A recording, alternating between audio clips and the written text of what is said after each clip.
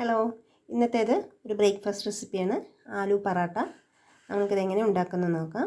ഞാനിപ്പോൾ അതിന് വേണ്ടിയിട്ട് ഒരു 3 പൊട്ടറ്റോയും ഒരു സവാള 2 പച്ചമുളകും എടുത്തിട്ടുണ്ട്. പൊട്ടറ്റോ ഓൾറെഡി ഞാൻ ബോയിൽ ചെയ്ത് വെച്ചതാണ്.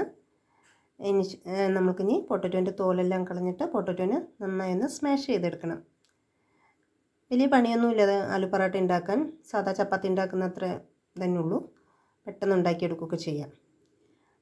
പൊട്ടറ്റോ സ്മാഷ് ചെയ്തതിന് ശേഷം നമ്മുടെ സവാളയും മല്ലിയിലയും പച്ചമുളകും എല്ലാം കുനുകുനാന്ന് മുറിച്ചെടുക്കണം. സവാളയെല്ലാം മാക്സിമം ചെറുതായിട്ട് തന്നെ മുറിച്ചെടുക്കുക. പിന്നെ നമുക്ക് ഒരു ചീനിച്ചട്ടി ഒന്ന് സ്റ്റൗവിൽ വയ്ക്കാൻ ചൂടാകാൻ. അതിലേക്ക് കുറച്ച് എണ്ണ ഒഴിച്ച് കൊടുക്കുക. എണ്ണ കൂടി പോരുത്, ഇത്തിരി എണ്ണയേ വേണ്ടുള്ളൂ. ഇപ്പം ഞാൻ ഈ മുളക് ചുടുന്നത് ഇതിൻ്റെ കൂടെ കഴിക്കാനുള്ള കറി ഉണ്ടാക്കാൻ വേണ്ടിയിട്ടാണ്. ഈ കറിയുടെ റെസിപ്പി ഈ വീഡിയോൻ്റെ ലാസ്റ്റ് ഉണ്ട്, അതൊന്ന് കണ്ടാൽ മതി. അടിപൊളി ടേസ്റ്റാണ് ആ കറിയും കൂട്ടിയിട്ടൊക്കെ കഴിക്കാനായിട്ട്. ഇതില്ലെങ്കിൽ നമുക്ക് അച്ചാർ കൂട്ടിയിട്ട് കഴിക്കാനും എല്ലാം സൂപ്പർ ടേസ്റ്റാണ്. എണ്ണയൊക്കെ ചൂടായിട്ടുണ്ട്, അതിലേക്ക് സവാള ഇട്ട് കൊടുക്കാം. പിന്നെ നമ്മൾ ചെറുതായി മുറിച്ച് വെച്ച പച്ചമുളക് ഇട്ടിട്ട് നന്നായിട്ട് വഴറ്റിയെടുക്കാം. നല്ല ഡ്രൈ ആക്കണം. സവാളയൊക്കെ നല്ല ഡ്രൈ ആകുന്നവരെ എണ്ണയിലിട്ട് വഴറ്റിയെടുക്കണം. അതിന് ശേഷം ആവശ്യമുള്ള മഞ്ഞൾപ്പൊടി, മുളക് പൊടി, പിന്നെ ഒരു നുള്ള് ഗരം മസാലയും കൂടെ ചേർത്തിട്ട് ജസ്റ്റ് ഒന്ന് ഇളക്കി കൊടുക്കാം. ഇതിലേക്ക് ആവശ്യമുള്ളവർക്ക് കുറച്ച് ജിഞ്ചർ ഗാർലിക് പേസ്റ്റ് കൂടെ ചേർക്കാവുന്നതാണ്. ഞാനിപ്പോൾ അതൊന്നും ചേർക്കുന്നില്ല. അതൊക്കെ ഇട്ട് ജസ്റ്റ് ഒന്ന് ഇളക്കിയതിന് ശേഷം നമ്മൾ സ്മാഷ് ചെയ്ത് വെച്ച പൊട്ടറ്റോ ചേർക്കാം.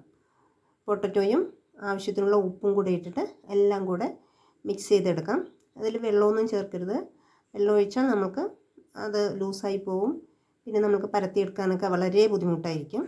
അപ്പോൾ നമുക്കിതെല്ലാം കൂടെ ഒന്ന് മിക്സ് ചെയ്തതിന് ശേഷം സ്റ്റവ് ഓഫ് ചെയ്ത് വയ്ക്കാം. പിന്നെ നമ്മൾ മുറിച്ച് വെച്ച മല്ലിയിലയും കൂടി ഇട്ട് എല്ലാം കൂടെ വീണ്ടും ഒന്ന് മിക്സ് ചെയ്ത് തണുക്കാനായിട്ട് വയ്ക്കാം. അതൊക്കെ ഒന്ന് തണുക്കട്ടെ. അടിപൊളി ടേസ്റ്റാണ് കേട്ടോ ആലു പറാട്ട.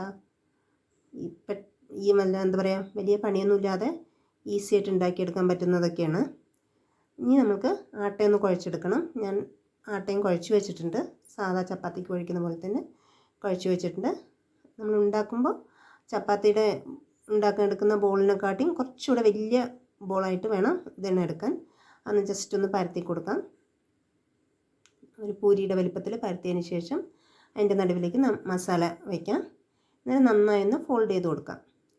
എല്ലാ സൈഡും ഇങ്ങനെ കൂട്ടിയിട്ട് നന്നായിട്ട് ഫോൾഡ് ചെയ്യാം.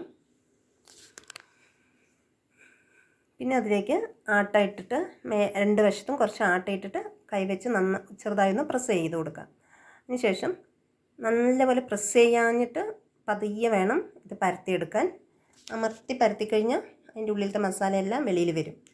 ജസ്റ്റ് നല്ല റൗണ്ടിലൊന്ന് പരത്തി കൊടുത്തതിന് ശേഷം നമ്മുടെ പാനൊക്കെ വെച്ച് ചൂടായിട്ടുണ്ട്, അതിലേക്ക് ഇട്ട് കൊടുക്കാം. പിന്നെ നമ്മൾ ചപ്പാത്തി ഉണ്ടാക്കുന്ന പോലെ തന്നെ ഒരു സൈഡ് ചൂടാകുമ്പോൾ മറ്റേ സൈഡ് തിരിച്ചിട്ടിട്ട് ചുട്ടെടുക്കാം. എന്നിട്ട് ഒരു സൈഡിൽ നമുക്ക് നെയ്യോ അല്ലെങ്കിൽ ബട്ടറൊക്കെ ഇട്ടിട്ട് ചപ്പാത്തി ആലു പറാട്ട ചുട്ടെടുക്കാവുന്നതാണ്.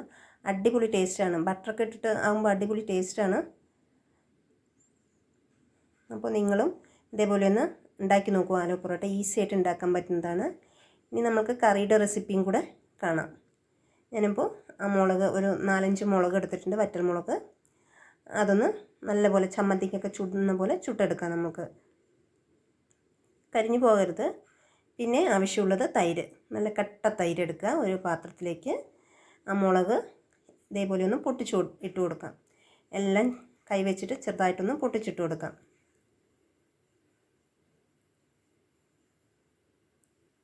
അതിനുശേഷം ഈ തൈരിലേക്ക് ആവശ്യമുള്ള ഉപ്പും മല്ലിയിലയും കൂടി ഇട്ടിട്ട് നന്നായി ഒന്ന് മിക്സ് ചെയ്യാം.